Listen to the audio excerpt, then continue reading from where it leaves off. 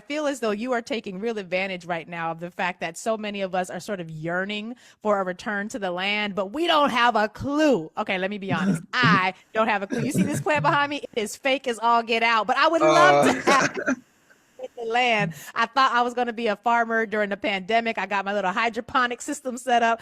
Brother, I'm just not that good at it. So I'm grateful for how you are approaching your connection to the land and empowering the rest of us to participate as well. Let's start at the beginning of your story. How did you, Marcus, become interested in gardening and farming in such a way that it's not just your personal passion, but it's now something that you use as a teaching tool for a whole host of lessons?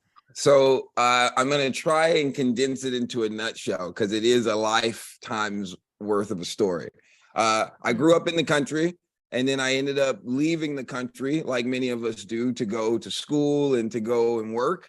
And I found that when I was approached to become a teacher, I needed something. And it just so happens that my oldest friend's mom gifted me plants from her nursery as she was closing it. And these plants were beautiful. So I brought them to my new home in Texas that I recently bought because I changed professions. And so now I'm living in Texas, and I bring these plants home. I put them all over my house and they look beautiful. But within 2 months, more than half of them were dead. Now, see, that So sound like me. That sounds like something I would have done. Really happy to set them up, great sunlight, and then like 6 weeks later, it's like, dang, it's another funeral we about I to have. put them everywhere I thought I wanted them to be, and I put them everywhere I thought that would make a really pretty picture. But I was neglecting what the plant needed and what the plant wanted. And so that was the beginning of a really grand journey where I realized I can't force anything to grow, but I can nurture the environments where those things want to grow. And it made me a better person, a better teacher, a better human being, and also a better gardener. Can we pause there for just a second? Because you were talking about gardening, but I felt that in my soul for so many different areas. If I heard you correctly, you said you cannot force anything to grow, but you can curate the environment. You can cultivate the environment so that whatever it is that is trying to grow has the best optimal conditions in which to do so. Did I repeat basically what you were saying accurately? That is a very good paraphrase. Absolutely. And what it does is it points out the importance of relationships. So where a lot of people see me as an expert gardener and they say, hey, you've got 233 plants inside, over 800 plants outside. How do you do it? You must be this incredible gardener. And what I feel like is I kind of stumbled into this really incredible gray zone where I'm just being the best human being I can be. And what that has done is help me foster relationships with birds and lizards and squirrels and people, but plants as well. So I am not studying the plant the way that some people study it, as much as I am watching, observing, and trying to learn from the plant. And I think that has changed how I interact with them, which has made it so that I'm not necessarily wondering and so hyper concerned about what I'm going to feed it and when. I'm really looking at it and asking it, when do you need the water? And that has made my awareness so much bigger than myself.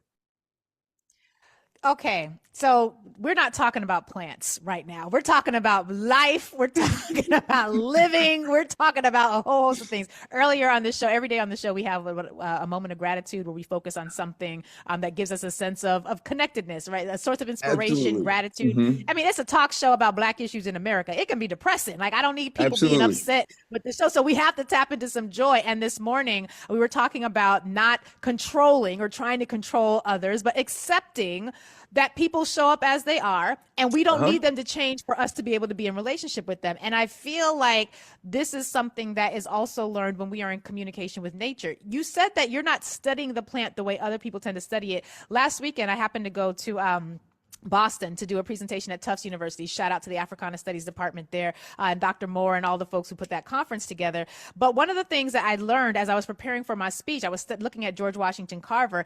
He did something very similar. He did not study plants the way the botanist community studies a plant. It wasn't with the microscope and, you know, and the books. And he would spend hours every morning, Marcus, in nature. He would go out in the woods, and he said that he would listen to the plants. They would talk to him. He was in relationship with them. He studied them by being in relationship with them. It feels very George Washington Carver-esque what you're doing. How did you go from killing half the plants that you were gifted to being able to have the awareness that this type of relationship with nature was going to be key to its survival and I think your betterment, as opposed to the rigid sort of botanistic approach and studying with the mathematicians and the this, that, and the other? What gave you that insight? How did you come to that? Okay, so there's several layers to what you're asking here. And the first thing I want to make a mention of is a parallel to the parts of my life outside the garden, right? Remember, I was a teacher and an administrator, a faculty member, and I was working really hard to do the best job I could for my students and for my colleagues and for myself.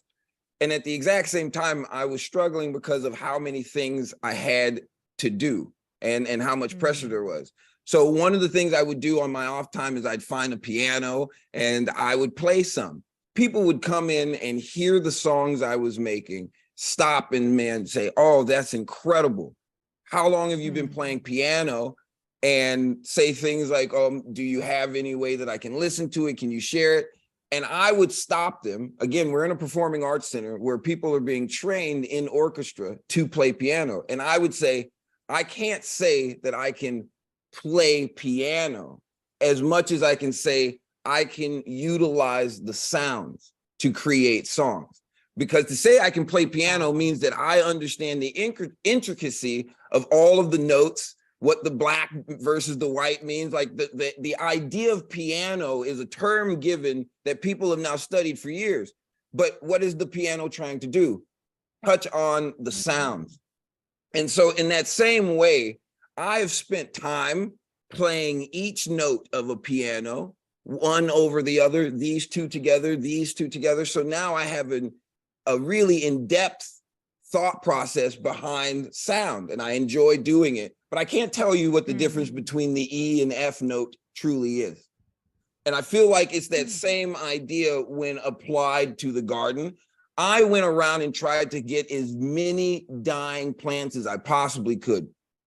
Not so that I could just write down what all the plant names were, but I had this idea, I need to immerse myself in plants. I couldn't explain why exactly outside of that I was driven to do so, but I think that it was a part of my drive to learn. I have this dichotomy, lesson versus barrier. Every single thing that we face is an opportunity to learn a lesson. And the more we learn those lessons, the more peace we have and the more we can carry forward with positivity. But the opposite of that is a barrier. If I have this experience and I decide all of a sudden I am a bad gardener, there is nothing I can learn, I just don't have the green thumb necessary, I'm not even going to look at plants, I'll just throw them all away. Now I've built up a barrier. So in my entire life, I've tried really hard to make sure I'm never building barriers. I'm always learning lessons. And when I look back now at this experience, that's what it was. It was like, I got a lot to learn. Let's dive in. So I hope that answers the question.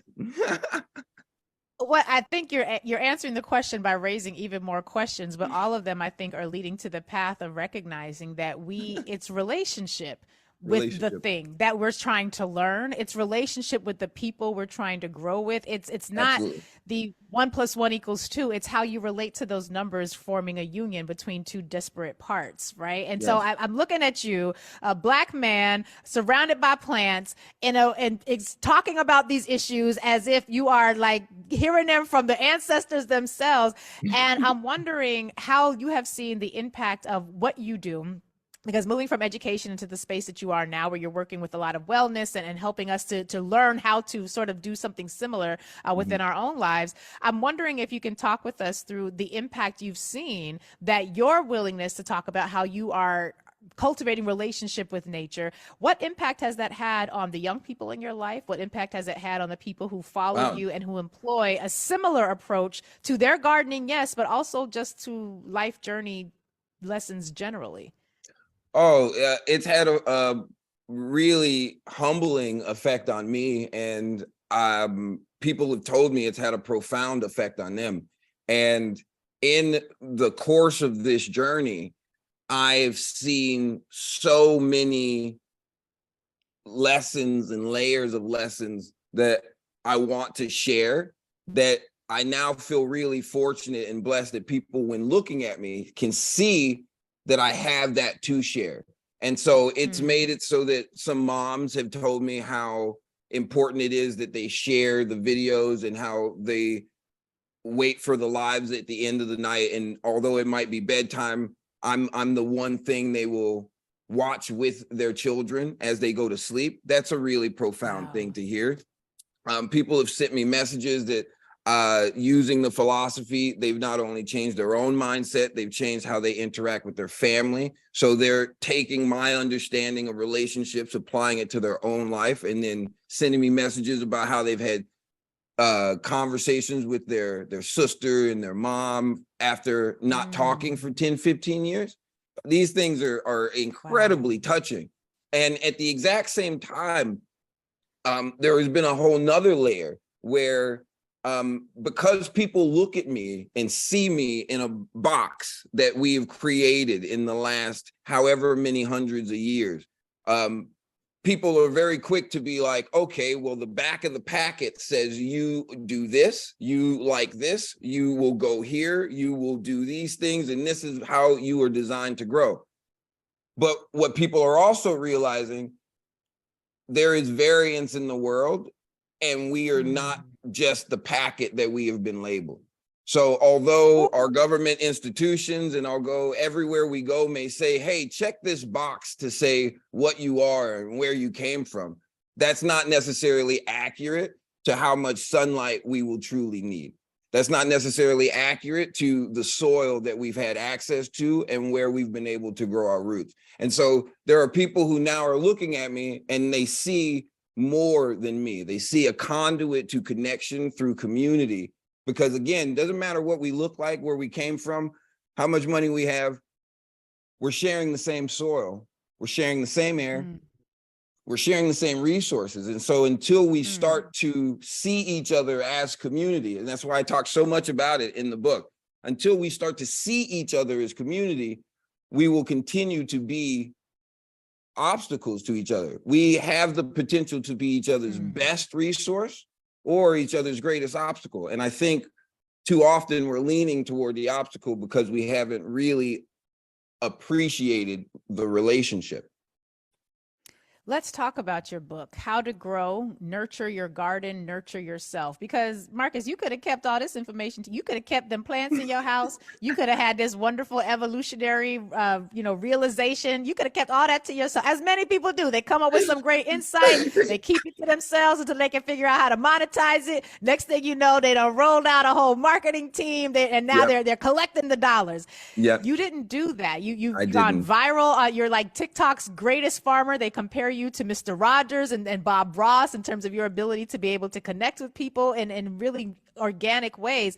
What caused you to decide that this is not something that I'm going to keep just for me? I'm going to go public with this. I'm going to go on TikTok with this, because you are talking about the packets you're in. You are defying so many stereotypes, because when people look at you, the packet, what they read in that package of information does not say gardener who is able to basically be a guru between the plant world and humanity. And that's not what's on your packet. So how did you decide to take this insight you're getting and go public with it, such that now you've produced this phenomenal book that really does package, to use that word again, for all of us, a lot of the insight in a written form? What was the let me not keep this to myself, let me take it and spread it to the world moment? Let me tell you something, right? It's a really profound moment, because I have shared with whoever is near me because I care about humanity. So I've never been one to be like, oh, let me rob you so that you can have this thing that's a gift. It's like, no, I think one of the greatest gifts we all have is our time. I don't know when my time will end. And so I grew up in a tumultuous setting where literally so many of the people I grew up with are gone that the idea I'm going to covet this for tomorrow is nonsensical. I could be dead in an hour.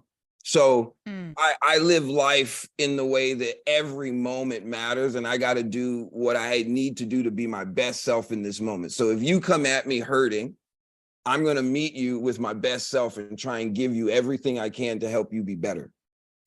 Wow. I recognize that is not necessarily great in the world, and the world is constructed around business, but that is how life works, and that's how worth works. So I have a dichotomy, life versus the world, and another one, value versus worth. We're all so concerned with value because we've been taught to do it. Those are the principles of the world, that now we forsake our worth, our mind, our body, our spirit, and that is our life. And so many of us feel worthless and our life is suffering, and we wonder why. And so in that context, I've been like, well, I could use the principles of the world and business and say, I've got something no one else has that's seriously valuable, and I'm going to covet it. Pay me millions before I tell you. And then you can feel better. Or I can try and live in a future that's better than my yesterday with better people and give them the tools I've found to better themselves.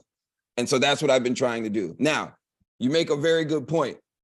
The world has not necessarily said, hey, let me reward you for this, but people have been very rewarded by it. So that's created this really interesting lens of understanding for me. If we as people don't go out of our way to put value into worth, the world will never do it. Wow, I need that to settle. If we do not put value into worth, the world will never do it. And when you talk about mind, body, spirit as really who we actually are, when you're concerned more about the monetary wealth, the ability to monetize your worth or monetize your value, there really is such a vacantness, an emptiness that comes Absolutely. with that. It's just, it leaves you. And I have chased the mighty dollar in the early part of my career. And because a lot of us do it, even those of us who are convinced we're going to be social justice warriors for forever. But I've done it. I've fallen victim to it. And what you're saying, I've found to absolutely be true for me. My value, if I am aligning it with what the world says is valuable, I will consistently feel a sense of lack, a sense of frustration, depletion. There's never enough. There's never enough I can do to work my way out of the package that I'm in that will allow this world to benefit me in that paradigm. But when I'm thinking about the value of the relationships, when I'm thinking about the mind, body, spirit, and alignment, which is why we celebrate the quantum principles every day on this show. Friday is Nia Day. It's the purpose principle. If I'm living in alignment with my purpose, even when the world is like, girl, what is you doing? Do you know how much more money you could be making doing XYZ? Yeah, but my soul is frustrated. My body is breaking down because I am absolutely miserable inside. And if I am able to be in alignment with my purpose, I know I've got the ancestors on my side. The universe is, I saw something recently that said, when you are in alignment, your job is to think of what, and the universe comes up with how, right? So when you're trying to be working in, and so I love everything about this, and I'm hoping that the audience is able to hear the distinction here, because it is absolutely important, particularly for people who look like us, who come from an ancestral heritage. And I go back, I love to remind people, we don't just have the 1619 and onward ancestors to tap into, y'all. I mean, we got like over 100,000 years of African ancestry that we can also draw from. Go right ahead. So to this point, right, I was in the garden, and I had already come to heightened levels of understanding. Mind you, I had not told anybody about the fact that I can't force anything to grow, but I can foster the environments. Like that line of understanding is incredibly profound in how it changed my life, but I didn't need to tell anybody. I just was living it. But in the living it, I was finding, right, that I was at war with one of the creatures in my backyard, the squirrels. The squirrels had started to come and eat my strawberries, and they would wait till I had come home, almost like a game to grab the strawberry I plan to eat, to go wait and look at me, and then toss the ends at me. And I realizing I got to do something about the squirrels digging up my garden, I invited a friend who does not look like me, who came from a completely different space, to the garden to help, because that was the only access to community I had to help me in the garden with the squirrel. Now, when she was there in that garden helping me with the squirrels, something profound happened. I was simply talking about my experience and sharing so much of what I learned. And she stopped me and said, "Hey, that matters." What do you mean that matters? What you said matters. Oh, okay, thanks. Okay, but this is what we're gonna do. No. Stop for a moment and hear me. What you said just now has really made an impact on me. And I'm telling you, you've been making an impact on others. You've got to consider this as being important and valuable. And for the first time in almost 15 years, I stopped because I've been so consumed with the need to maintain value, the need to keep grinding. I stopped for the first time in a long time to look at what I had accomplished and accumulated so that I could review it. And I bring that up in the context because, again, if I had not extended myself outside of the community of what I look like, so that I was literally opening myself up to peace between all creatures, I couldn't be here speaking to you today. Wow. So what'd y'all do about the squirrel? Well, that was a well-fought battle. And I took that as a win, but the squirrels are smart and they do not give up. And the next several battles were their win. So they won that war, and now I feed them. We're friends. And look at that. You are now in harmony with the creatures that you thought you were in an oppositional position to. Absolutely. Because I'm assuming there's more than enough strawberries for you and the squirrels to enjoy. You got it. And if they had not provoked me enough to call upon some reserves, again, I wouldn't be sitting here in front of you. So the thing you just said about the universe, you've got to do what you need to be doing to be your best self, and the how will do itself is something I truly stand by, because again, I talk about these principles in the book, but it's a part of how I meditate and how I pray. My meditation in every day is to make sure that I'm maintaining peace, balance, and harmony. That's me internally. That's my worth. But my outward, right, is my prayer, my speaking to the universe to ensure that I'm engaging with awareness, observation, patience, kindness, positivity, right? So that's why I talk so much about kindness, patience, positivity, because it's one thing for me to be what I am. But if I am what I am not interacting with every single creature outside of me for the betterment of life, then chances are I'm undermining myself, because I don't understand how the roots work. Roots work so that they all interlace in the soil. Does not matter what the plant is. Let's talk about that, because I can hear in the audience, and I'm looking at some of the chats, and I'm hearing people saying, because there's something that weird that happens when you sit behind a microphone for a while. You get to there's this weird relationship that you have with people who are listening, and I can feel there's at least a corner of the audience. Yes, there's a corner of the many millions of people who are listening to us right now who are saying, I mean, I want to be in peace, balance, and harmony with all the creatures. But before, Marcus, you came on the show, we were just talking about some human creatures who have a real clear embrace of some toxic behaviors, who are shooting creatures who look like us all the time. We got creatures, human creatures, who have created a terrible system of dominance and oppression, and their roots, when they intermingle with our roots, they just making it all, they destroying our garden and taking our ability to engage with the soil and grow as humanity. What are we supposed to do, Marcus, when we are trying to live in peace, balance, and harmony But we are dealing with other creatures who are human creatures of the same species who are very committed to lack of peace, to tension, because those tensions they find valuable. To go to your point earlier about what the world I values. 100% understand, and man, it is a part of what I talk about all the time. And again, I can't force anything to grow. I can't force anything, but I can foster the environment where those things want to grow. So a part of it is understanding that many of the things that have happened under the guise of value. And so much of value has pushed the ideals of where we see worth. That's one part. Now, on a whole nother scale, it's about, to me, the generational planting of ideas. And I say that planting because this is why I have this shirt on. This is not to be like, I am the wholesome hero. No, this is to represent roots, right? This little sprout is what I consider myself, okay?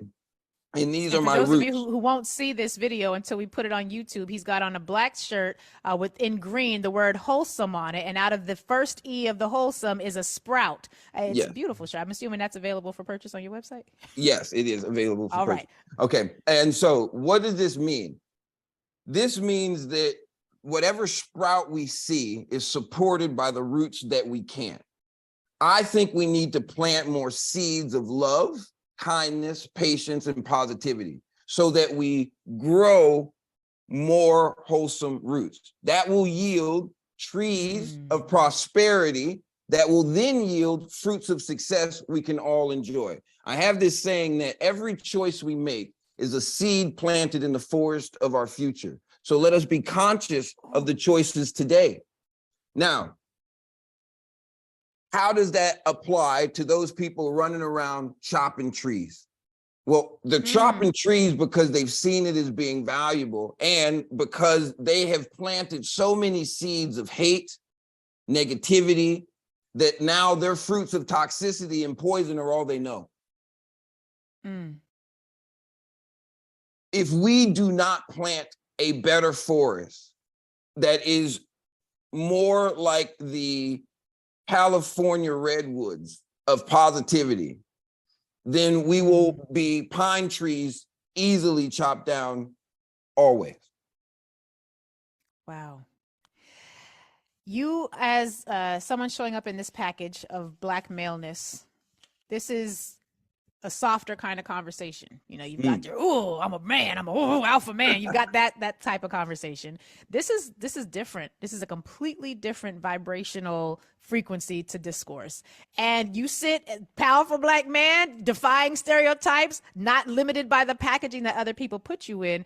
How do the brothers respond to the messages that you're putting out? We talk a lot about mental health on this show, and it's Women's History Month, so we've been really focused on sister circles and thinking in terms of issues that relate to women. I'm very curious as to how men identified folk respond to the messages that you're putting out. Man, you know, in a lot of ways, because of how algorithms are set up, I'm not designed to be shown to men, truly. Right. And so because of how our world is set up, unless you share it with someone who needs it and sees the value in it, then immediately I'm likely to be perceived as delusional, fluffy, unreliable, soft, even as you said it, like it's a softer conversation. But what many people don't know is that my history is so tumultuous, so violent, and filled with the darkness that I've had to be my own light, that now I'm myself, I'm calm, I'm chilled. But you don't want to cross me. I am from a space that should not be crossed. But I've made a choice early on because I watched how many people who looked like me, stood right next to me, got angry and upset. And so then they took step backwards, not forward. That I now always make sure that my choices are proactive. So I am always making action, not reaction. Doesn't matter what it is that's happened. I'm not going to react without it being a proactive choice that is going to be productive for me. right? Wow. But again, too many of the people who look like me don't know this, don't realize this, and they're upset for good reason. So Yeah. where in the world today do we share the tools that will help someone without it needing to be a dire situation or without it needing to be some cost involved? So literally, for all the people who have crossed my channel, know that I'm a tool, know that I'm a resource. The amount of debauchery and strangeness that is shared 2 or 3 times more than anything I ever put out goes to show the same principles of this box that I have been put into are not necessarily principles that I want to stand by.